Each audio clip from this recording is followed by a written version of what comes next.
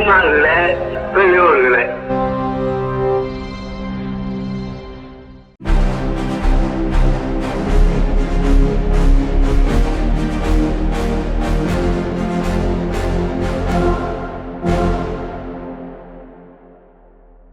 அனைவருக்கும் வணக்கம். விடுதலை பார்வைக்கு அன்போடு வரவேற்கிறோம்.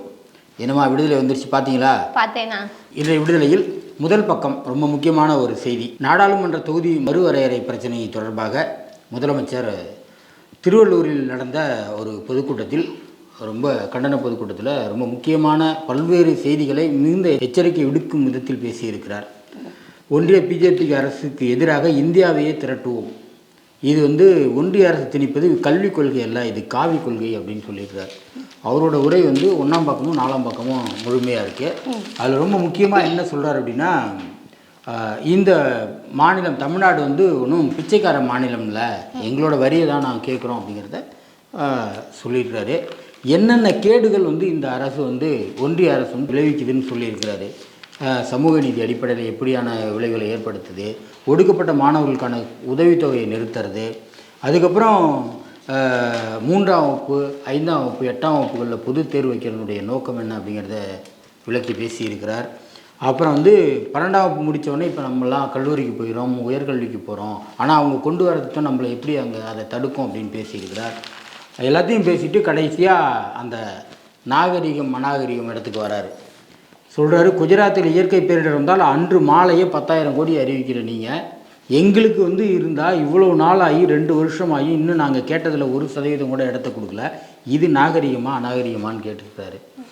அப்புறம் ஒரே ஒரு எய்ம்ஸ் மருத்துவமனையை அறிவிச்சிட்டு 7 வருஷமாக அதை இதுவரைக்கும் கட்டாமல் ஏமாத்துறது யார், எந்த நாகரிகம் பேசுகிறவங்க ஏமாத்துறாங்கன்னு கேள்வி எழுப்புறது. இதுபோல் பல்வேறு கேள்விகளை எழுப்பி இந்தியா முழுமைக்குமான போராட்டமாக இந்த போராட்டம் நடக்கும், நாங்கள் பாசிச நடவடிக்கைகளுக்கு அனுப்பிட மாட்டோம் அப்படின்னு சொல்லியிருக்கிறார். தந்தை பெரியார் குறித்து நிர்மலா சீதாராமன் பேச்சுக்கு கனிமொழி எம்பி கனிமொழி பதிலடி கொடுத்துருக்காங்க. ஒரு தந்தை தன்னோட மகனை பார்த்து அக்கறையோடும் ஆதங்கத்தோடும் பேசுறதுக்கும் யாரோ ஒருத்தவங்க நம்மளை திட்டுறதுக்கும் ரெண்டுத்துக்குமே வித்தியாசம் இருக்கு. தந்தை பெரியார் எங்கள் தந்தை எங்களை வளர்க்கணும்னு நினச்சாரு, நான் எங்களுடைய மொழி அறிவியல் மொழியாக முன்னேற்ற மொழியாக இருக்குன்னு நினச்சாரு, அதனால் எங்களை இது பண்ணார். ஆனால் நீங்கள் எங்களை அவமானப்படுத்துறீங்க, அதனால் நீங்கள் சொல்கிறதும் தந்தை பெரியார் சொல்கிறதும் ஒன்றும் இல்லைன்னு சொல்லியிருக்காரு. பக்கத்தில் இன்னொரு செய்தி இருக்குது. நாடாளுமன்ற உறுப்பினர் சசிகாந்த் செந்தில் அவர்கள் இதே இதுக்கு பதில் சொல்லியிருக்கிறாரு. தமிழை நீசபாஷன்னு சொன்னீங்க, சமஸ்கிருதம் தேவபாஷன்னு சொன்னது யார், அதெல்லாம் மறந்துட்டு சொல்கிறீங்களே அப்படின்னு சொல்லிட்டு, தமிழ்நாட்டு மாணவர்கள் ஐஏஎஸ் ஐபிஎஸ் தேர்வு உள்ளிட்ட சிவில் சர்வீஸ் உள்ளிட்ட ஒன்றிய அரசுடைய தேர்வுகளுக்கு தமிழ்நாட்டு மாணவர்கள் வெற்றி பெற முடியாத அளவிற்கு நீங்கள் அதனுடைய தேர்வு முறையை வச்சுருக்கீங்களே, அப்படி நான் கேட்ட கேள்விக்கு பதில் சொல்லாமல் சம்மந்தம் இல்லாமல் ஏன் பேசுகிறீங்க அப்படின்னு சொல்லியிருக்காரு. இன்னொரு சின்ன பெட்டி செய்தி இருக்குது. என்ன அப்படின்னா, கொஞ்சம் நாளைக்கு முன்னாடி கூட நம்ம பேசினோம், பார்ப்பனர்கள் சாப்பிட்ட இலையில் பக்தர்கள் உருள்றது, அதுக்கு தடை கேட்டு ஒரு வழக்கு போனப்போ ஜிஆர் சாமிநாதன் அதெல்லாம் காலங்காலமாக நடக்குது, அதெல்லாம் தடை விதிக்க முடியாதுன்னு சொன்னார். ஆனால் இங்கே இன்னைக்கு விசாரித்த சுரேஷ்குமார் மற்றும் அருள்முருகன் 2 பேர் அடங்கிய அமர்வு இல்லை அது தவறு அப்படின்னு சொல்லியிருக்காங்க. மகளிர் சுய உதவி குழுவினர் பேருந்துகளில் 100 கிலோமீட்டர் வரைக்கும் கட்டணம் இல்லாமல் பயணம் மேற்கொள்ளலாம், அதாவது அவங்க தயாரிக்கிற பொருட்களை எடுத்து சொல்லலாம் அப்படின்னு சொல்லிட்டு முதலமைச்சர் பேசும்போது தெரிவிச்சிருக்காங்க. முன்னாடியே விடியல் பயணத்தில் அவங்களுக்கு பயணம் கட்டணம் இல்லை, இப்போ சுமைக்குழி பொருட்களும் இலவசமாக எடுத்துகிட்டு போகலாம். ரொம்ப சிறப்பான வரவேற்கத்தக்க செய்தி. அடுத்து தலையங்கம் இன்னைக்கு தலையங்கம் குமுறுகிறது குருமூர்த்திகளின் பூநூல் குருதி அப்படின்னு சொல்லி தலைப்பிட்டு ஒரு தலையங்கம் எழுதியிருக்கிறாங்க. என்னென்னா, ஒரு விருது வழங்கும் விழாவில் பேசின குருமூர்த்தி பல்வேறு செய்திகளாக பேசியிருக்காரு. அதில் ஒரு வரியாக என்ன சொல்லியிருக்காருன்னா, 1967 இங்கே அரசியலே சாக்கடையாயிடுச்சின்னு சொல்லியிருக்கிறாரு. அதுக்கு பதிலடி கொடுத்தா இந்த கட்டுரை எழுதியிருக்கிறாங்க.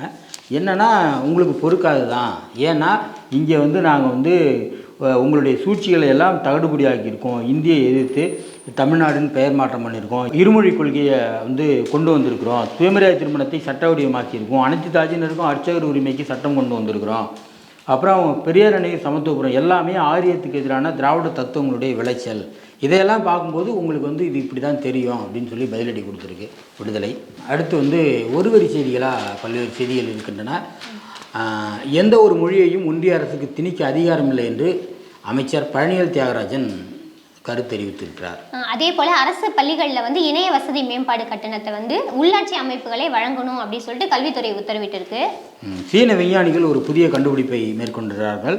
மாரடைப்பு பக்கவாதத்தை தடுக்க தடுப்பூசி என்ற அடிப்படையில் ஒரு தடுப்பூசியை கண்டுபிடித்திருக்கிறார்கள். அது தற்போது சோதனை முறையில் இருக்கின்றன. வெளி மாவட்டங்களில் இருந்து வந்து சென்னையில் பணிபுரியும் பெண்கள் தமிழ்நாடு அரசின் தோழி விடுதிகளில் தங்கி பணிபுரிய விண்ணப்பிக்கலாம் என சென்னை மாவட்ட ஆட்சியர் லட்சுமி சித்தா ஜெகடே தெரிவித்துள்ளார். தமிழ்நாடு எம்பிக்களை நாகரிகம் இல்லாதவர்கள் என்று கூறிய ஒன்றிய அமைச்சர் தர்மேந்திர பிரதானுக்கு பதிலளித்து பேசிய காங்கிரஸ் தலைவர் மல்லிகார்ஜுன கார்கே தமிழர்களின் சுயமரியாதை சீண்டாதீர்கள் என்று தெரிவித்திருக்கிறார். இதுபோன்ற ஏராளமான செய்திகள் விடுதலையில் ஏராளம் இருக்கின்றன. வாசகர்கள் படித்து பயன்பெற வேண்டும். பெரியார் விஷன் OTT செயலியை பதிவிறக்கம் செய்து சப்ஸ்கிரைப் செய்யுங்கள். நன்றி.